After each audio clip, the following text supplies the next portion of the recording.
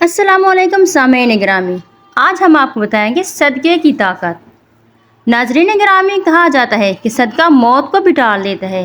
اس حوالے سے ہم حضرت صلی اللہ علیہ وآلہ وسلم کی ایک حدیث بیان کریں گے۔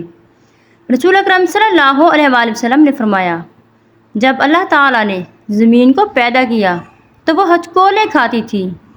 پھر اللہ نے پہاڑ کو پیدا کیا اور اسے حکم دیا کہ وہ زمین کو تھامے رکھے، چنانچہ وہ ٹھہر گئی۔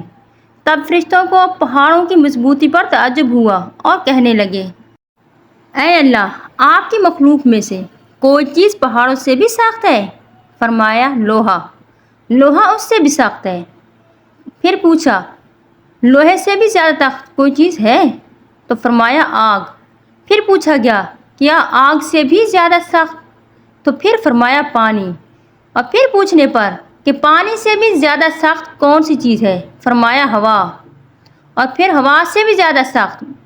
ہوا سے بھی زیادہ سخت پوچھنے پر بتایا گیا کہ ہوا سے بھی زیادہ سخت کوئی چیز ہے؟ اللہ نے فرمایا، ہاں، وہ آدمی جو اس طرح صدقہ دے کہ دائیں ہاتھ سے دے تو بائیں ہاتھ کو خبر تک نہ ہو۔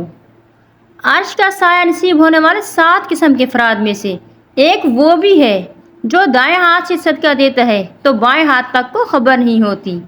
صدقہ موت کو ٹال دیتا ہے۔ کوئی بھی مصیبت ہو، جب اللہ تعالیٰ کی راہ میں ہم صدقہ کرتے ہیں تو اللہ تعالیٰ وہ مصیبت اپنی رحمت سے ٹال دیتا ہے۔ قرآن پاک میں اللہ تعالیٰ نے بہت سے مقامات پر صدقے کا حکم دیا ہے۔ صدقہ، خیرات، زکوٰۃ، اس کا بار بار قرآن پاک میں حکم ملتا ہے۔